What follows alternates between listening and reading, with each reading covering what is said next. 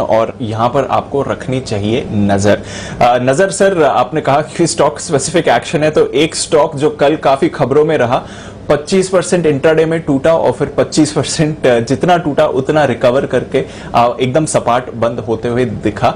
और बड़ी खबर बाजार बंद होने के बाद आती हुई सर, 9 साल के बाद जो रेट्रो टैक्स का अमेंडमेंट था उसको हटा रही है सरकार और इसमें बदलाव लाती हुई दिख रही है। बड़ा रिलीफ एक तो ऑफ कोर्स अब केन के लिए, हालांकि अब लिस्टेड में तो कहीं उसका इंपैक्ट नहीं है, वोडाफोन के लिए भी कितना रिलीफ हो सकता है sir, and more importantly Bharat में एफडीआई लाने के लिए कितना बड़ा मेजर होगा ये? क्या वोडाफोन इंटरनेशनल को भी अब कॉन्फिडेंस होगा भारत में फिर से निवेश करने के लिए?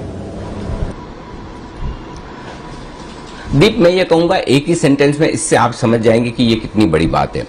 हाल ही के महीनों का या अगर हाल ही के कुछ सालों का, कुछ वर्षों का, अगर मैं इसे सबसे बड़ा रिफॉर्म कहूं तो गलत नहीं होगा। अब इसे रिफॉर्म माने या भूल सुधार माने, ये अपने अपने नजरिए पर डिपेंड करता है, लेकिन इसमें कोई डाउट नहीं है कि ये एक बड़ा बदलाव है जो अब हिंदुस्तान में होने जा रहा है। इसकी वजह से हजारों टैक्स लिटिगेशंस ऐसे होंगे जो अब नहीं होंगे। सबसे बड़ी बात यह कि देखिए, जब आप कोई गेम खेलते हैं तो अचानक से गेम खेलने वाली एक पार्टी कहे कि नहीं, रूल ये नहीं, अब ये होगा, और ये रूल है ना गेम की शुरुआत से होगा, पहले से होगा, अब से आगे से नहीं होगा, तो वो कितना फेयर है? बस मामला इतना ही है। अगर इनकम टैक्स डिपार्टमेंट के पास, इनकम टैक्स एक्ट के पास ये प्रावधान है कि वो पिछली डेट से कोई भी अपने इनकम टैक्स के प्रोविजंस बदल सकते हैं, रूल बदल सकते हैं, तो फिर जाहिर सी बात है कि कोई भी विदेशी निवेशक हिंदुस्तान में आकर जो पैसा लगा रहा है उसे हमेशा ये रिस्क रहेगी कि अचानक से आपने पिछली डेट से कोई नियम बदल लिया और उसकी वजह से हमारी टैक्स लायबिलिटी आ गई। अब ये तो हमें पता नहीं था। अगर आज मैं पैसा लगा रहा हूं, फर्ज करें आज मैंने स्टॉक मार्केट में पैसा लगाया या किसी भी बिजनेस में पैसा लगाया, तो मुझे ये पता है कि आज के टैक्स कानून ये हैं, इन कानूनों के दम पर मुझे इतना टैक्स भरना पड़ेगा जो भी मैं कमाता हूं। लेकिन अचानक से आप इस कानून को पिछले 5 साल पहले से बदल के छोड़, या आज के बाद 5 साल बाद कहें कि आपका तो कानून पहले दिन से अब ये वाला होगा जो उस वक्त था वो नहीं, तो फिर ये तो सारी कैलकुलेशन गड़बड़ हो जाएगी। और यही होता हुआ दिखा है, चाहे कैन का केस हो, चाहे वोडाफोन का केस हो। हालांकि इससे कोई भारत सरकार की बड़ी जिम्मेदारी आने वाली नहीं, छोटा सा अमाउंट उनको मिला है वो वापस देना पड़ेगा, लेकिन एक पोटेंशियल रेवेन्यू जो आ सकता था वो नहीं आएगा।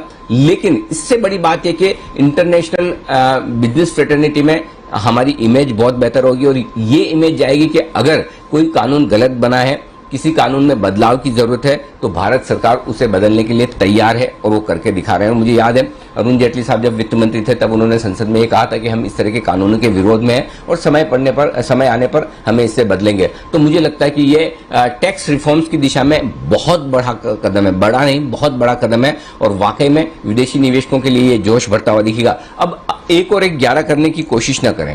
बहुत सारे लोग ये समझ रहे हैं कि अगर ऐसा हुआ तो वोडाफोन अब आइडिया में आकर पैसा डालेगा।